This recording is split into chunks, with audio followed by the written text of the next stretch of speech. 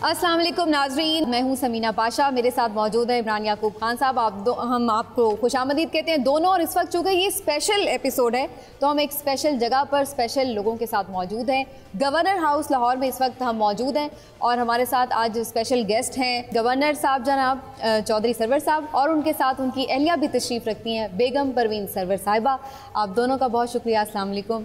इमरान साहब, मेरा ख्याल है तो ज़बरदस्त सा इंटरव्यू होने वाला है। इंशाल्लाह चौधरी साहब की बतौर गवर्नर जो अचीवमेंट्स हैं उसकी बात होगी, और फिर हम बेगम साहिबा से ये भी जानेंगे कि जो कहा जाता है कि हर कामयाब शख्स के पीछे एक औरत का हाथ होता है, तो चौधरी साहब की कामयाबियों में जो परवीन साहिबा का हाथ है वो किस किस जगह पे किस तरह से है, तो सारी बातों पे इंशाल्लाह खुल के बात करेंगे।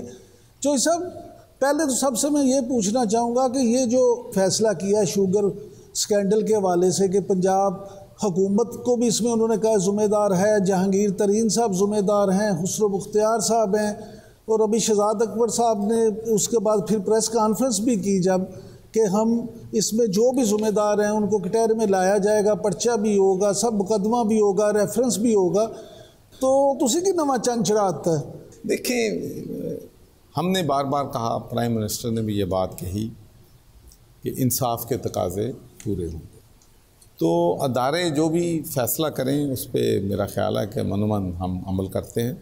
इसलिए बाज़ लोग हमें कहते हैं कि जी नैब ने ये कर दिया, कभी को कहता है FIA ने कर दिया। भाई बात यह है कि नैब हो, FIA हो, दूसरे अदारे हों, वो आज़ाद हैं। हम तो सबसे पहले अपने आप को अकाउंटेबिलिटी के लिए पेश करते हैं। हम कहते हैं कि हमारी भी अकाउंटेबिलिटी करो, हमारी जमात के लोगों की अकाउंटेबिलिटी करो, क्योंकि इस मुल्क में हमें जो इक़्तिदार मिला है और हवाम ने जो हमें वोट ऑफ कॉन्फिडेंस दिया है, हमारा तो करप्शन ही मेन इशू था जब से ये पार्टी तहरीक इंसाफ बनी है कि हम करप्शन के ख़िलाफ़ ज़ीरो टॉलरेंस होगी, हम यहाँ से मिस मैनेजमेंट जो है ख़त्म करेंगे, हम यहाँ पर रूल ऑफ लॉ लेके आएंगे, तो इंशाल्लाह कानून वो अपनी सफ़ों से ही आपने शुरू कर दिया है। वो काम अपनी सफ़ों से ही वो काम शुरू हो गया है। जो भी नाम आए हैं, चाहे जहांगीर तरीन हो, चाहे कोई भी और हो, कार्रवाई होगी बिला इम्तियाज। या तो ये बताएं मुझे कि प्राइम मिनिस्टर ने डे वन जो बात कही है वही कल थी वही आज। प्राइम मिनिस्टर जो बात की है वो सबके खिलाफ तो कार्रवाई करेंगे, लेकिन अगर हुकूमत पंजाब इसमें ज़िम्मेदार है तो क्या बुज़दार साहब के खिलाफ भी कोई कार्रवाई की जाएगी? देखें, ये फ़ैसला इमरान खान ने करना है और वो जो फ़ैसला करेंगे वो मेरिट करेंगे कि किस हद तक कौन ज़िम्मेदार है, उसके मुताबिक फ़ैसला होगा। अच्छा जो सब आब पाक अथॉरिटी के हवाले से ब्यूरोक्रेसी ने जिस तरह से आपको तंग किया और दोबारा एक बार फिर चौधरी सरवर को जलाली हालत में आने पे मजबूर किया, तो वो क्या किस्सा है? क्या ब्यूरोक्रेसी को अब आपने नकेल डाल ली है? देखें, ये तो आप मुझे मेरे ख्याल फर्दर मुश्किल में डालेंगे। ब्यूरोक्रेसी तो 72 ईयर्स से ब्यूरोक्रेसी जो है वो ब्यूरोक्रेसी है, लेकिन जो कॉज है वो इतनी बड़ी है, लोगों को पीने का साफ़ पानी देना, मेरे ख्याल में इससे बड़ी काज कोई नहीं। और मुझे मालूम है कि मैं डॉक्टर से मिलता हूँ, मैं हस्पतालों में जाता हूँ, मैं चिल्ड्रन हॉस्पिटल में जाता हूँ, हर जगह से एक ही आवाज़ आती है कि 70% लोग, 60% लोग गंदा पानी पीने की वजह से मुख्तलिफ़ बीमारियों में मुब्तला है। और हम ये भी जानते हैं और मानते हैं कि 72 ईयर्स में सक्सेसिव गवर्नमेंट्स आई हैं, कोई भी हुकूमत आज तक लोगों को पीने का साफ़ पानी देने में कामयाब नहीं हुई। अरबों रुपए भी खर्च हुए हैं, प्रोजेक्ट भी बने हैं। मुशर्रफ ने clean drinking water for all बनाया था, 20 अरब रुपए का बजट रखा था, और उस वक़्त का 20 अरब आज का 100 अरब रुपया है। फिर उसके बाद पीपल्स पार्टी की हुकूमत आई है, फिर नून की आई है, लोगों को पीने का साफ़ पानी नहीं मिला, बल्कि जो प्रोजेक्ट बनते हैं जिन पे अरबों रुपया लागत आती है तो वो भी फिल्ट्रेशन प्लांट्स हों, वाटर स्कीमें हों, वो बंद हो जाती। और अब भी पूरे पंजाब की हमने मापिंग की है, अक्सर जो फिल्ट्रेशन प्लांट वाटर स्कीमें बंद। तो उसके लिए चूँकि मैं 6 साल से पीने के साफ़ पानी पे काम कर रहा हूँ, मैं इसकी हर चीज़ को समझता हूँ कि क्या मुश्किलात हैं, क्यों हम लोगों को पीने का साफ़ पानी देने में नाकाम रहे हैं। तो इसलिए कि एक अंडर वन अम्ब्रेला एक ऑर्गेनाइजेशन के नीचे काम नहीं हो रहा, तो इसीलिए हमने आबे पाक अथॉरिटी की बुनियाद रखी ताकि तमाम पानी के जो इश्यूज़ हैं उनको अंडर वन अम्ब्रेला लेके हम लोगों को पानी दे सकें। इसमें कोई शक नहीं कि 1.5 साल हमारा ज़ाय हो गया। इस 1.5 लाख में आपको मालूम है कि मैंने पिछली जब नाराज़ था तो उस वक्त भी मैंने कहा था कि मैं 1.5 सालों में अगर ब्यूरोक्रेसी तावन करती तो मैं 2 करोड़ लोगों को पीने का साफ पानी दे सकता। लेकिन अब मैं ज़रूर बड़ी पुरुमीद नहीं, मैं बड़ा खुश हूँ कि माशाल्लाह डिस्पाइट कोविड-19 हमारी ब्यूरोक्रेसी ने, चाहे वो PND डिपार्टमेंट है, चाहे वो फाइनेंस डिपार्टमेंट है, चाहे वो पब्लिक हेल्थ सर्विस है, चाहे वो हमारे वासा के जो हमारे चीफ एग्जेक्टिव हैं, उन्होंने इतनी मेहनत की है कि उन्होंने 7, 8, 10 दिनों में जो बात महीनों में होती है PC1 तैयार कर दिया। और इंशाल्लाह आप देखेंगे कि 6 महीने बाद इंशाल्लाह पाकिस्तान के, पंजाब के लोग आबे पाक अथॉरिटी पे फ़ख्र करेंगे। और अच्छा बेगम साहिबा, आपसे एक बात ज़रूर जानना चाहूँगी कि प्राइम मिनिस्टर इमरान खान साहब के साथ जब से शरीक हुए हैं, आपने इनकी शख्सियत में कोई तब्दीली देखी है कि कोई उनकी वजह से इनकी शख्सियत में तब्दीली हो? कोई आपको भी तो नहीं सादगी के ऊपर उन्होंने लगा दिया हो, या कोई कहते हो हर वक्त घबराना नहीं है, कोई ऐसी चीज़ जो आपको लगता हो कि उनकी वजह से इनमें आई है? उनकी वजह से इनमें कोई तब्दीली नहीं आई। कोई तब्दीली नहीं आई? अच्छा। क्योंकि सरवर साहब और हम दोनों बाहर भी रहे और हमें वहाँ रह के ये भी होता है, वुमेन राइट्स भी होती है। फिर उनके साथ साथ इकट्ठे मिलके हमने बिज़नेस भी शुरू की, पॉलिटिक्स के साथ इनके साथ मैंने कैंपेन भी की। तो इनको पता है एक औरत का साथ होना ज़रूरी भी होता है। और जितनी देर तक हमारी औरतें फील्ड में नहीं आएंगी, उनको नौकरियां नहीं मिलेंगी, अगर उनके अंदर टैलेंट है उसको अपॉर्चुनिटीज़ नहीं मिलेंगी, वो कमा नहीं पाएंगी, तो उनके घर के हालात अच्छे नहीं हो सकते। और उसी के ज़रिए बहुत सारी हमारी बहनें जिन्होंने अपनी ऑनलाइन बिज़नेस शुरू कर ली, स्मॉल बिज़नेस शुरू कर लिए, तो वही बात आती है अगर हम उनको एक मौका दे दें, जो हमारी बहनें हमारी बच्चियाँ उनको मौका मिले तो वो फोकस है आपका कि ख़वातीन को आगे आना चाहिए। साहब, आपको क्या लग रहा है कोरोना के मामले के ऊपर जो पंजाब गवर्नमेंट की भी फ़ैसले थे, वफाक गवर्नमेंट के जो फ़ैसले हैं, ऐसे लग रहा है कि कुछ डिफरेंट नज़र आ रहे हैं? खुद प्राइम मिनिस्टर साहब भी कभी लग रहा है कि कोरोना को बहुत कोई ख़तरा समझ रहे हैं, कभी लग रहा है कि वो शायद उसको थोड़ा सा इजी ले रहे हैं। आपकी क्या फीलिंग है? देखिए, मेरी फीलिंग तो ये है कि एक सोशल मीडिया पे चल रहा था कि पाकिस्तान के अवाम इस तरह मैदान में आए हैं, सड़कों में, बाज़ारों में, मोहल्लों में, इस तरह ट्रेनों में, ट्रांसपोर्ट में, हर जगह इस तरीके से बाहर निकले हैं कि कोरोना भी अपने समझा है कि मेरी बेइज्जती हो रही है और कोरोना तो भाग गया है। तो मेरे ख्याल में हमने कोरोना को सीरियस नहीं ले रहे, सच्ची बात। This is my personal view. और मुझे इसकी फ़िक्र इसलिए है कि ये एक वबाई मर्ज़ है, ये ख़तरनाक मर्ज़ है। इसमें कोई शक नहीं कि जहाँ तक अमवात का ताल्लुक़ है, पाकिस्तान में अमवात बहुत कम है और दुनिया के दूसरे तरक्की याफ्ता ममालिक के मुकाबले में। लेकिन परेशानी वाली बात यह है कि जिस तरीके से हमारे केसेस बढ़ रहे हैं, हमारा सेहत का निज़ाम बिल्कुल कोलैप्स हो जाएगा। हम कोप नहीं कर सकेंगे, हमारे डॉक्टर्स कोप नहीं कर सकेंगे, नर्सेज नहीं कर सकेंगे, हस्पतालों में बेड्स नहीं होगी, क्वारंटाइन वाली जितनी भी बेड्स हमने बनाई हैं वो कम पड़ जाएंगी। तो फिर एक बहुत खौफनाक सूरत हाल तो सब तो फिर गवर्नमेंट पे इल्ज़ाम लगाएंगे कि आपने क्यों लॉकडाउन खोला। मैं आपको बताऊं जी, अकेले गवर्नमेंट नहीं कर सकती। प्राइम मिनिस्टर का जो पॉइंट ऑफ व्यू है, मेरा ख्याल कुछ लोग उसको मिस इंटरप्रेट कर रहे हैं। प्राइम मिनिस्टर साहब ये कहते हैं कि हम लॉकडाउन तो दुनिया के ताकतवर तरीन ममालिक जो हैं वो भी अफोर्ड नहीं कर सकते, तो पाकिस्तान तो नहीं कर सकता। करोड़ों रुपए लोग जो हैं अगर घर बैठ जाएंगे, उनके पास रोज़गार नहीं रहेगा, तो उनको खाना कौन देगा, उनका घर का निज़ाम कैसे चलेगा, उनका चूल्हा कैसे चलेगा।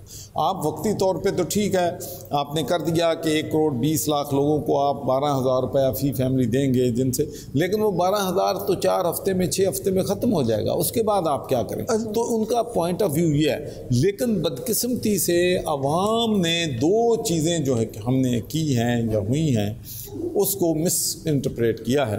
एक तो लॉकडाउन में नरमी को आवाम ने समझा कि अब हमने कोरोना को फतह कर लिया है, अब फ़िक्र करने की कोई ज़रूरत नहीं है, अब सारे मामला ठीक हैं, एहतियाती तदाबीर SOPs को फॉलो करने की ज़रूरत है। दूसरा, जब प्राइम प्रेसिडेंट साहब के साथ उलमाए कराम की मीटिंग हुई और उन्होंने SOP के तहत मसाजिद में तरावी की इजाज़त दे दी, जुमअतुल मुबारक की इजाज़त दे दी, तो फिर भी वो लोगों ने ये समझा कि अब शायद चूँकि मस्जिद नबवी में तो तरावी बाहर से लोग जो नहीं पढ़ सकते, खाना काबा में नहीं पढ़ सकते, वहाँ जुमा नहीं पढ़ सकते, दुनिया के सारे मुल्कों में नहीं पढ़ सके, लेकिन यहाँ हमें शायद आज़ादी मिली है कि कोरोना ख़त्म हो गया। तो ये मेरे ख़्याल में आवाम की और हम सब की गलती है। हमें कोरोना को सीरियस लेना चाहिए, हमें एहतियाती तदाबीर इख्तियार करनी चाहिए, हमें घरों में रहना चाहिए, क्योंकि ये एक ऐसी मूजी मर्ज़ है जिसको है उसको भी 2 हफ्ते नहीं पता चलता। और दूसरी बड़ी वजह यह है कि जो देखें ना जी, कोरोना जो है इसको डील करने का सबसे बड़ा इसका हमारा चैलेंज क्या? सबसे बड़ा चैलेंज यह है कि हम लोगों को टेस्ट करें।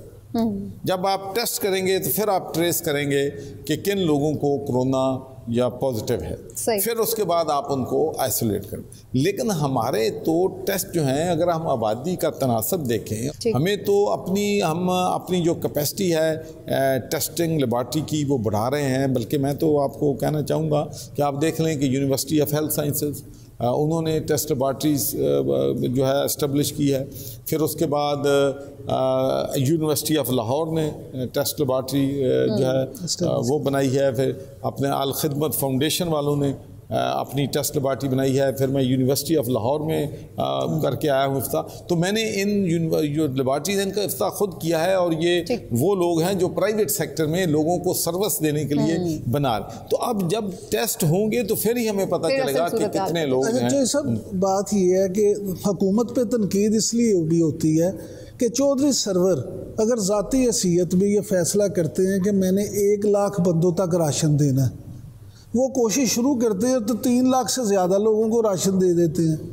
हुकूमत ऐसा क्यों मैकेनिज़्म नहीं बना सकती कि लोगों को जो है उनकी ज़रूरियात की चीज़ें ना सिर्फ वो पहुंचा सके, बल्कि इन सारी चीज़ों को मैनेज किया जा सके। देखिए, मैं अर्ज़ करूँ, मैं भी हुकूमत का हिस्सा हूँ, गवर्नर हूँ, तो मैं भी हुकूमत के बिहाफ पे कर रहा हूँ। पहली बात ये, और दूसरी बात ये है कि चूँकि मैंने सारी ज़िंदगी सोशल वर्कर हूँ, मैंने चार्टी का काम किया है, और लोगों से पैसा लेना सबसे मुश्किल काम दुनिया में किसी की जेब से, चाहे गुड है चाहे नोबल काज है, सबसे उनसे पैसा निकलवाना है। ठीक है, मोटिवेट करने का अल्लाह ने मुझे आर्ट दिया है कि मैं लोगों को मोटिवेट करता हूँ। और मैं आपको ये बताना चाहता हूँ कि हमारा 1 लाख का, आपकी बात बिल्कुल दुरुस्त है कि हमने जब पहली NGOs की मीटिंग कॉल की थी तो हमारा ख्याल था कि हम 1 लाख राशन इंशाअल्लाह गरीब और मुस्तहिक लोगों में चैरिटेबल इंस्टीट्यूशंस के ज़रिए हम जो है वो तकसीम करें। लेकिन अल्लाह ने उसमें इतनी बरकत डाली कि आप अगर सुनूँ, मैं अगर आपको फ़िगर बताऊं जो कि हमने फ़िगर कैलकुलेट की हैं फाइनल ईद से पहले तक की, 10 लाख से ज़्यादा राशन हम गरीब और मुस्तहिक लोगों में पाकिस्तान में तकसीम कर चुके हैं। और माशाल्लाह अगर इसको आप और उसमें 16 करोड़ रुपए का राशन वो भी है जो किंग सलमान ह्यूमैनिटेरियन एड की तरफ से हमें जो है वो आया। लोग जो हैं वो मुखय्यर हजरात हैं, लोग समझते हैं कि हम ठीक काम कर रहे हैं। सारे हमारे NGOs को हमने इकट्ठा किया, उनको मोटिवेट किया, उनको इनकरेज किया, उनको हौसला दिया, उनको सर्टिफिकेट ऑफ एप्रिसिएशन दिए। तो माशाल्लाह। और दूसरा ये भी है कि इकट्ठे में काम करने की बरकत है। मैं आपको बताऊं, यही मेरी सोच है। जिस तरीके से हमने राशन पैक एक कामयाब तरीके से पंजाब में और पाकिस्तान में तमाम ऑर्गेनाइजेशन ने मिलके हमने ये ऑब्जेक्टिव अचीव किया है, इसी तरीके से आब पाक अथॉरिटी भी वही है कि हम वो भी इकट्ठे मिलके, क्योंकि मैं आपको एक बात ज़रूर मैं कहना चाहता हूँ और नाज़रीन को जानना चाहिए कि पंजाब में हुकूमत के वसाइल से लोगों को पीने का साफ़ पानी नहीं दिया जा सकता। ना इतने पैसे हमारे पास हैं, ना इतने पैसे। कोविड-19 के बाद तो ऑलमोस्ट इम्पॉसिबल। क्यों मैं समझता हूँ कि मैं पीने का साफ पानी दे सकता हूँ कि मुझे अगर आबे पाक अथॉरिटी जो है हम इसको ट्रैक पे ले आए, जो कि हम ले आए हैं, तो फिर जब मैं मुखय्यर हजरात से अपील करूँगा, बैनुल अक़वामी बरादरी से अपील करूँगा, इंटरनेशनल NGO से अपील करूँगा, तो फिर हम जब इकट्ठे मिल के काम करेंगे तो फिर इंशाल्लाह हम पंजाब के हर कस्बे में, हर विलेज में पहुंच जाएंगे। और ये सिर्फ सरवर फाउंडेशन 20 लाख लोगों को डेली अगर एक ऑर्गेनाइजेशन पीने का साफ पानी दे सकती है तो इमेजिन कर लें कि अगर गवर्नमेंट भी आ जाए, NGOs भी आ जाए, इंटरनेशनल कम्युनिटी भी आ जाए, तो फिर how we can make the difference. और उसके साथ इमरान मैं आपको ये बताता हूँ, ये तो राशन की बात, उसके अलावा मिलियंस की तादाद में हमारे NGO ने लोगों को खाना भी सप्लाई किया है, जहाँ वो पका नहीं सकते उनको कुक मील जो है वो घरों में जो है पहुंचाया जा रहा है। और उसके साथ साथ ही मेडिकल इक्विपमेंट, ये बात भी आपको मैं शेयर करना चाहता हूँ। हमें आज से 2 दिन पहले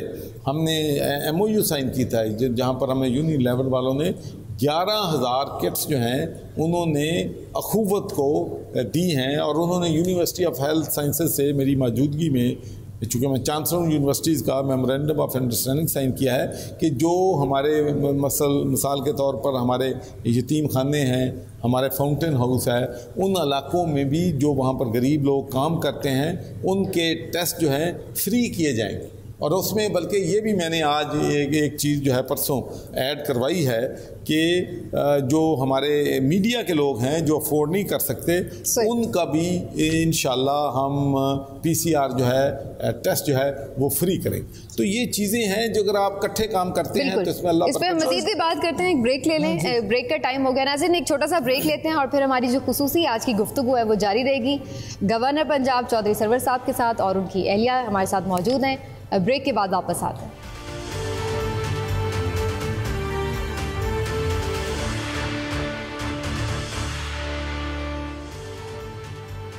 वेलकम बैक नाजरीन। और जैसा कि व्यू पॉइंट के आज स्पेशल एपिसोड है और हमारे साथ मौजूद हैं चौधरी सरवर साहब गवर्नर पंजाब, और उनकी एहलिया भी हमारे साथ तशरीफ़ रखती हैं और हम उनसे गुफ्तगू कर रहे हैं। ब्रेक से हम वापस आने के बाद मैं ख़ास तौर पर, जो कि ब्रेक पर जाने से पहले चैरिटी के हवाले से बात हो रही थी, फलाही कामों की बात हो रही थी, जैसे चौधरी साहब ने फरमाया कि आप देख रही हैं बराह रास्त चीज़ों को सरवर फाउंडेशन के अंडर भी, तो आपसे मैं ज़रूर जानना चाहूँगी, आम तौर पर हमने ये देखा है कि लोग चैरिटी के लिए कहते हैं कि पाकिस्तान में लोग बहुत पैसा देते हैं और लोग बहुत ज़्यादा खुले दिल के मुखय्यर हजरात जो लोगों के लिए काम करें।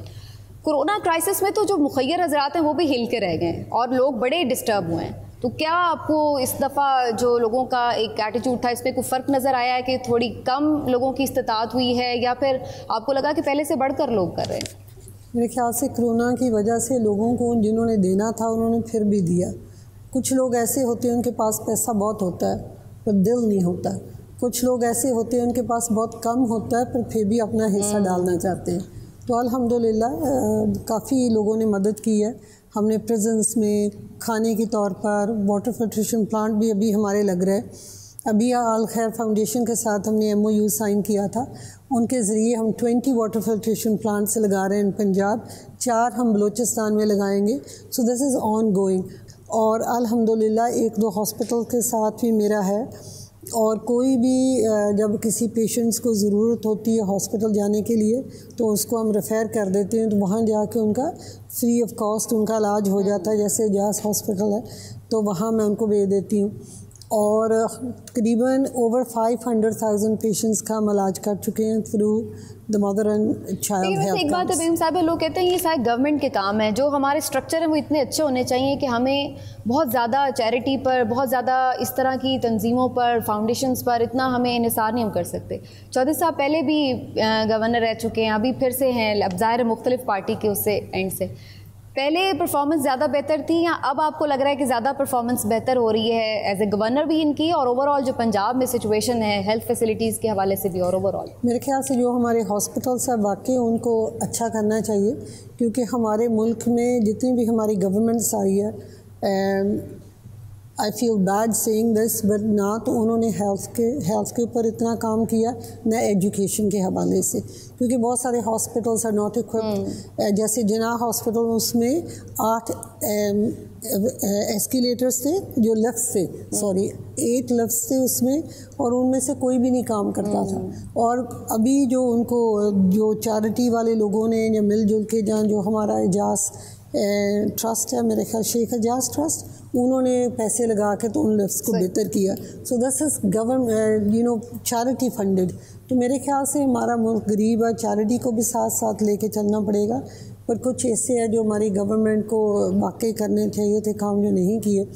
मैं तो वर्कर हूँ, as an as a social worker, as a civilian, मैं तो उस पर बात करूँगी, not because of the government. लेकिन बेगम साहब आप गवर्नर की बेगम भी हैं, तो क्या बतौर सोशल वर्कर या बतौर एक सिविलियन के जो आपकी ऑब्जर्वेशन होती है उस पर आके आप लड़ती ही नहीं कि ये हुकूमत क्यों काम नहीं करती?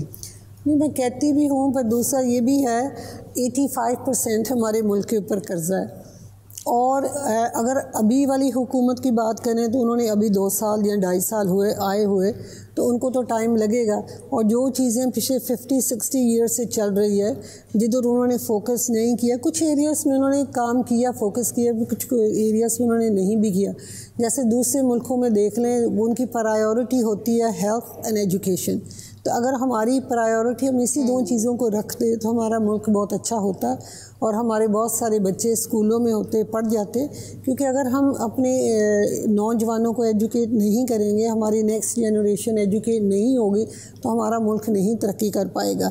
इसी तरीके से अगर हम जो हमारी बहनें हैं, जो हमारी बेटियां, अगर उनको हम एजुकेट नहीं करेंगे, उनके पास स्किल्स भी होते हैं, अगर उनको वर्क फोर्स में नहीं लेके आएंगे तो हमारी इकॉनमी बेहतर नहीं हो सकती। बिकॉज आई थिंक 52% या 51% are women in the population. लेकिन बड़ा राइटली जैसे बेगम साहिबा ने भी बात की कि ज़ाहिर गवर्नमेंट्स का एक तसलसल आता रहा है, उन्होंने उस तरह से फोकस नहीं किया। लेकिन फिर पिछले चीफ मिनिस्टर की बात भी कर लेते हैं थोड़ी सी। शहबाज शरीफ साहब आए और आके ऐसे लगा कि बड़ा कोई वो कोरोना के ख़िलाफ़ मैदान में उतरेंगे और पता नहीं छा छू जाएंगे, फिर वो गायब हो गई। कोई लंदन प्लान फेल हो गया उनका, क्योंकि उनके अगेंस्ट तो उल्टा केसेस खुल गए। देखिए, मैं तो जो ना मतलब जैसे कोई ये प्लान शलान मैं ना कोई तवज्जो देता हूँ ना सुनता हूँ, अपने काम से काम है। लेकिन एक बात मैं ज़रूर कहूँगा कि पाकिस्तान के अवाम जो हैं अब बहुत मैच्योरिटी आ गई है। मैं आपको ये बात यकीन से कहता हूँ कि जितनी पॉलिटिक्स पाकिस्तान में सुनी समझी और बहस होती है दुनिया में कहीं नहीं होती। आप किसी गांव में चले जाएं, मोहल्ले में चले जाएं, थड़ियाँ च बह जाओ, ये सारे यही पॉलिटिक्स हो रही है कि पीपल पार्टी ने की कीता, इमरान खान ने की कीता, नून ने की कीता। बिल्कुल उन्होंने सारे का साडा पता है कि असी की कर रहे हैं। एक नंबर 2, अब ये भी नहीं है, कितना मीडिया विजिलेंट हो रहा गया है कि अब ये भी नहीं हो सकता कि कोई आदमी किसी किस्म की भी जो करप्शन है उसमें अगर इन्वॉल्व हो या किसी किस्म की वो अपने इख्तियारात से तजावज़ करे तो लोगों के नोटिस में ना आए। हर चीज़ें लोगों के नोटिस में होती हैं। और मैं समझता हूँ कि ये एक अकाउंटेबिलिटी का बेस्ट प्रोसेस है कि जब आपके अवाम जो हैं उनमें अवेयरनेस आ जाती है। तो पाकिस्तान के अवाम आर दी बेटर जज। लेकिन एक बात बिल्कुल दुरुस्त है कि जो अवाम की तवक्कात हैं, जो अवाम की एक्सपेक्टेशंस हैं, वो बहुत ज़्यादा हैं और हमारे मसाइल बहुत ज़्यादा हैं और अभी तक हम उन एक्सपेक्टेशन जो हैं उन पे पूरे नहीं उतर सके हैं। लेकिन इंशाल्लाह कोशिश कर रहे हैं। अच्छा साहब, पिछली दफ़ा जब आप गवर्नर थे तो पंजाब में ख़ास तौर पे डेंगू का मसला था।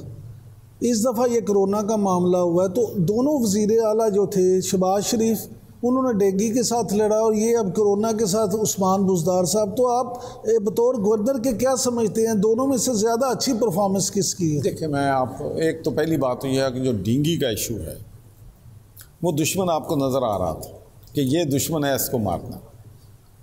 लेकिन इसमें कोई शक नहीं कि तमाम जो ब्यूरोक्रेसी थी उस वक्त थी, क्योंकि मैं वो चीज़ जो मैंने कल कही है वो आज मैं नहीं कहूँगा तो कल को टीवी वाले लेके आ जाएंगे कि भी आपने 2012, 13, 14 में तो आपने ये कहा था, आप ये कह रहे हैं। वो डेंगू पे ज़बरदस्त हुकूमत ने भी और हमारी ब्यूरोक्रेसी ने भी, हमारी पब्लिक ने भी बहुत एक ज़िम्मेदारी का सबूत दिया था और उस डेंगू पे कंट्रोल जो है बड़े इफ़ेक्टिव तरीके से हुआ। अब जहाँ तक कोरोना का तल्लक है, इसका एक तो ये है कि दुश्मन पता नहीं कहाँ है, अंदाज़ा नहीं है, मुझे अंदाज़ा नहीं, किसी को अंदाज़ा नहीं, इस हाल में हम बैठे हैं अंदाज़ा नहीं।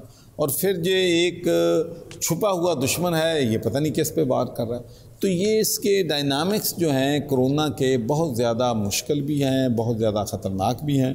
उसमें हाँ सिर्फ ये है कि अगर अपोजिशन जो है और हुकूमत मिल के काम करें, एक दूसरे से मुशावरत करें, एक दूसरे के साथ तावन करें, तो उसमें मैं समझता हूँ कि बेहतरी आ सकती है। इमरान, मैं अगर आपने कहा ना कि जी कोरोना आया लेकिन कोई अपोजिशन नज़र नहीं, अगर वहाँ से पॉजिटिव आपने इनिशिएटिव लिए जाते, पॉजिटिव सोच होती कि आए इकट्ठे मिलें, हम सब मिलकर इसका मुकाबला करते हैं, तो इसका सबको फ़ायदा होता, सबको क्रेडिट जाता। नाज़रीन, गवर्नर पंजाब और उनकी एहलिया के साथ हमारी गुफ्तगू का सिलसिला जारी है। यहाँ वक्त हो गया ब्रेक का, ब्रेक के बाद वापस आते हैं। वेलकम बैक नाज़रीन, एक दफ़ा फिर से आपको खुश आमदीद कहते हैं। हमारे साथ मौजूद हैं गवर्नर पंजाब चौधरी सरवर साहब और उनकी एहलिया। आइए उनसे गुफ्तगू का सिलसिला आगे बढ़ाते हैं। चाहे साहब, ब्यूरोक्रेसी तो जो उस वक्त थी वही ब्यूरोक्रेसी अब है। जवाद रफ़ीक मलिक साहब, उनके भी मंजूर नज़र थे, इनके भी मंजूर नज़र हैं। सेक्रेटरी हेल्थ देख लें, सेक्रेटरी दूसरे तमाम अच्छे अफसर हैं और अच्छा काम कर रहे हैं, अच्छे काम वो कर रहे होंगे। लेकिन मैं कह रहा हूँ कि कैप्टन चेंज हुए हैं, तो कैप्टन जो चेंज हुआ उसकी परफॉर्मेंस कैसी है? मैं समझता हूँ कि जो है during this crisis chief minister is doing his best, और चीज़ें जो हैं पंजाब में आप देख लें, हेल्थ मिनिस्टर जो हमारा, देखें चैलेंजेस कितने बड़े थे। हमारे पास अस्पताल में बेड्स नहीं थी, हमारे डॉक्टर्स के पास पीपी किट्स नहीं थी, N95 नहीं थे, वेंटिलेटर नहीं थे, टेस्टिंग की कैपेसिटी नहीं थी, क्वारंटाइन सेंटर नहीं थे। तो ये सारी चीज़ें हुकूमत पंजाब ने अभी तक तो उनको कोप किया है, और इसमें मैं समझता हूँ कि हुकूमत का तो फिर क्या वजह चौधरी साहब, हमेशा पंजाब हुकूमत क्यों तनकीद की जद में रहती है? हर वक्त इसकी तब्दीली की बातें आती रहती हैं, चीफ मिनिस्टर साहब की तब्दीली की बातें आती रहती हैं, इसकी क्या वजह? अभी फिर पिछले दिनों हम सुन रहे थे जी काफ लीग और नून लीग के राब्ते हो रहे हैं, फिर से कोई पता नहीं, तो पहली बात यह है कि यहाँ पर कोलिशन गवर्नमेंट है, लेकिन ये तब्दीली की बातें तो चलती रहती हैं। और जहाँ भी कोलिशन गवर्नमेंट होती है, इवन यूरोप जैसे ममालिक में, बरतानिया जैसे मुल्क में, वहाँ जब वहाँ पर कंजर्वेटिव और लिबरल डेमोक्रेट की हुकूमत थी तो हर हफ्ते होता था आज हुकूमत टूट जाएगी, आज इनकी कोलिशन ख़त्म हो जाएगी। लेकिन आप देख लें कि 1.5 साल हो गया है, चल रहा है, इंशाल्लाह बल्कि 2 साल होने वाले हैं, चल रहा है, और इंशाल्लाह 3 साल और जो है पूरी करेगी टाइम गवर्नमेंट। मेरा ख्याल बुज़दार साहब ही रहेंगे। प्राइम मिनिस्टर साहब का उन पे 100% एतमाद है, और जब तक प्राइम मिनिस्टर का उन पे एतमाद है और पंजाब असम्बली की उन्हें सपोर्ट हासिल है, वो रहेंगे। जैसे पंजाब असम्बली की सपोर्ट अपनी जगह, प्राइम मिनिस्टर का एतमाद अपनी जगह, क्या उनकी वाकई वो परफॉर्मेंस भी है कि उन्हें रहना चाहिए? नहीं, मैंने तो आपको बता दिया कि in his capacity he is doing a good job. सियासी जवाब है। जैसा उनकी कैपेसिटी है, वैसे ही चीफ मिनिस्टर बन गया, अगर कैपेसिटी नहीं आया तो प्राइम मिनिस्टर ने बनाया। देखें, मैं अर्ज करूँ, नहीं ये तो मेरा सवाल ले लें। देखिए मेरी बात सुने। असल में इमरान, बात ये है कि मार्गरेट थैचर से किसी ने ये सवाल पूछा कि काम तो आपका सारा जो है एडवाइज़र करते हैं, लेकिन क्रेडिट आप लेती। उसने कहा आई अपॉइंट माई एडवाइज़र। प्राइम मिनिस्टर ने उस्मान खान बुज़दार को वज़ीर आला के लिए नामज़द किया। प्राइम मिनिस्टर आप, और फिर उसके बाद पंजाब असम्बली है। क्या आपका ख्याल है कि सिर्फ मीडिया उनको मॉनिटर कर रहा है? क्या प्राइम मिनिस्टर को नई रिपोर्ट्स मिल रही कि वो कैसा परफॉर्म कर रहे हैं? क्या पंजाब असम्बली को नहीं पता कि कैसा? अगर उनको उनका एतमाद है उनका पूरा 100%, तो इसका मतलब है कि वो परफॉर्म कर रहे हैं। वरना देखो ना, जब इलेक्शन आना है तो उस्मान बुज़दार की परफॉर्मेंस पे पाकिस्तान तहरीक इंसाफ के वो लोगों को वोट मिलना है। और मैं ये बात अक्सर कहता हूँ, मेरी बात ये अपनी पार्टी के लोगों भी कहते हैं, जब अगला इलेक्शन आना है तो लोगों ने हमारी हुकूमत की परफॉर्मेंस पे हमें वोट देना है। क्या हमने हस्पतालों की हालत पिछली हुकूमत के दौर में क्या थी, अब क्या है? एजुकेशन की वहाँ पर सूरत हाल क्या थी, अब क्या है? पुलिस उस वक़्त कैसे परफॉर्म कर रही थी, अब कैसे परफॉर्म कर रही है? ब्यूरोक्रेसी कैसे कर रही है? रूल ऑफ लॉ क्या है? लोगों को जो है हार्डशिप लोगों को कितनी है? जॉब्स क्रिएशन कितनी है? तो ये सारी चीज़ें जो हैं, इन पे लोगों ने हमें वोट देना है। तो आपका क्या ख्याल है कि प्राइम मिनिस्टर साहब अगर वो परफॉर्म ना कर रहे हों तो you think he will allow him to continue? जो सब बिल्कुल ठीक है। उस्मान बुज़दार साहब बहुत अच्छा परफॉर्म कर रहे हैं, लेकिन आपने शुक्र है आपने सुन लें, लेकिन जितनी आपने चीज़ें गिनवाई हैं, क्या वाकई ये सारी हो गई है? लोगों को रोज़गार मिल रहा है? क्या ब्यूरोक्रेसी ठीक हो गई, या पुलिस का रवैया चेंज हो गया? ब्यूरोक्रेसी, ये सारे चैलेंजेस हैं, लेकिन हमें भाई बात ये है कि आप तो हमसे सवाल ये कर रहे हैं कि पिछले 40 साल से हम हुकूमत में हैं, अभी 1.5 साल हुआ है, अभी मौका दें फिर हम जज करें। अभी कोविड-19 आ गया और बहुत से चैलेंजेस। अच्छा चौधरी साहब, ये बताएं कि वफाक और सिंध की एक चपकलिश मुसलसल चलती जा रही है।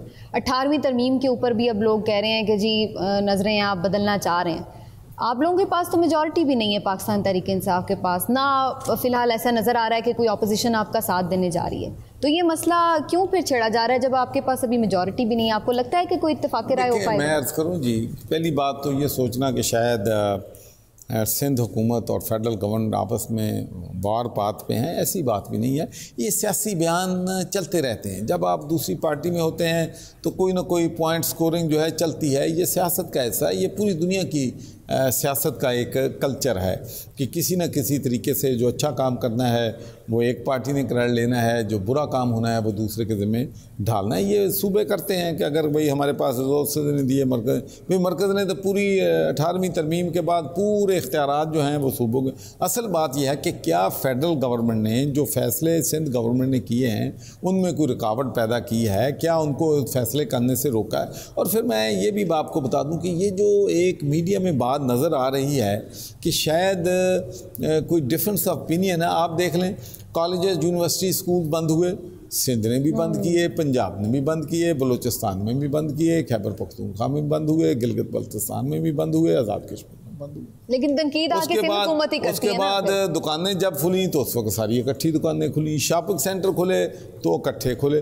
कोई मुझे एक बात बता दें कि जो सिंध ने की हो पंजाब ने नहीं की, या पंजाब ने की हो खैबर पख्तूनख्वा, बस सियासी शोबदाबाजियाँ हैं, ये चलती रहती हैं। लेकिन 18वीं तरमीम का बताएं, होनी चाहिए 18वीं तरमीम जी देखें, बात यह है कि हमारी पार्टी के पास तो नंबर तो नहीं है कि हम उस तरमीम में कोई तब्दीली जो है वो ला सकें, इसलिए अपोजिशन को इसमें फ़िक्र करने की ज़रूरत नहीं है। बाकी यहाँ तक डिबेट का तल्लुक है, ये डिबेट तो चलती रहती हैं, हर इशू पर डिबेट होनी चाहिए, उसमें कोई हर्ज नहीं है। लेकिन मेरा एक बात सोच है, मेरी ये ज़ाती राय है, पार्टी की राय नहीं है, कि जब एक दफ़ा आप इख्तियारात सूबों को दे देते हैं तो फिर इख्तियारात वापस लेने जो हैं सूबों से वापस बड़े मुश्किल होते हैं। अच्छा। बल्कि मैं तो ये बात कहता हूँ कि बदकिस्मती ये है कि मरकज़ ने इख्तियारात सूबों को दिए, लेकिन सूबों ने इख्तियारात जो आगे उन्हें लोकल गवर्नमेंट को बल्दियात को मुंतकिल करने चाहिए थे वो किसी सूबे ने भी नहीं किए, जो कि हमारे लिए, हमारी कौम के लिए, हमारे मुल्क के लिए लम्हा फ़िक्रिया है। और मैं ये समझता हूँ कि आज कम अज़ कम 50% इशू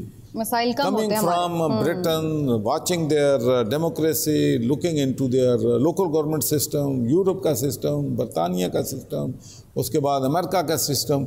एक बात की पाकिस्तान में कमी है कि यहाँ पर हम बल्दियात को मजबूत नहीं कर सकें। और ट्रेजडी ये है, लम्हा फ़िक्रिया ये है कि जब डिक्टेटर आते हैं तो वो बल्दियात को स्ट्रेंथन करते हैं, जब जमहूरियत आती है तो उनको कमज़ोर करते हैं। तो फिर आप जमहूरियत का कॉन्सेप्ट कैसे कह सकते हैं? हमारे लोगों के जहन में जमहूरियत ये है कि सूबों में गवर्नमेंट बन गई, सूबे में क्या भाई 297 आपने मेंबर ऑफ प्रोविंशियल असम्बली चुने और वो जमहूरियत होगी।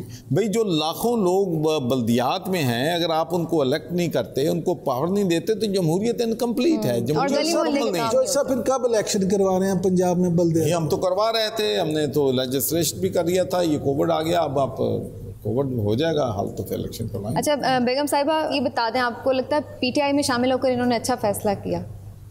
मैं हमेशा ये कहती हूँ जो भी फ़ैसला हो तो अल्लाह की तरफ से होता है, और हर चीज़ को अल्लाह के रज़ा समझ के उसको कबूल कर लेना चाहिए। और हर जगह पे जो भी पोजीशन आपको मिलता है, जो जिधर मर्ज़ी भी आप रहते हैं, जैसे मुझे देख लो, मैंने कभी सोचा नहीं था 10 साल पहले भी अल्लाह ताला ने मेरा रिज़्क़ पाकिस्तान में लिखा होगा, जहाँ मैं कोई चैरिटी का काम जहाँ आके करूँगी तो मैं कहती हूँ अल्लाह ताला ने मुझसे वो काम लेना था, और मैं तो शुक्रगुजार हूँ चलो मुझे मौका मिला, मैं कुछ कर सकती हूँ। चौधरी साहब बहुत बहुत शुक्रिया आपका, गवर्नर पंजाब चौधरी सरवर साहब ने आज हमें स्पेशल वक्त दिया है। बेगम साहिबा आपका बहुत बहुत शुक्रिया, बहुत अच्छा लगा आपसे मिलके, आपसे बातें करके। नाज़रीन इजाज़त दीजिए, अल्लाह हाफ़िज़।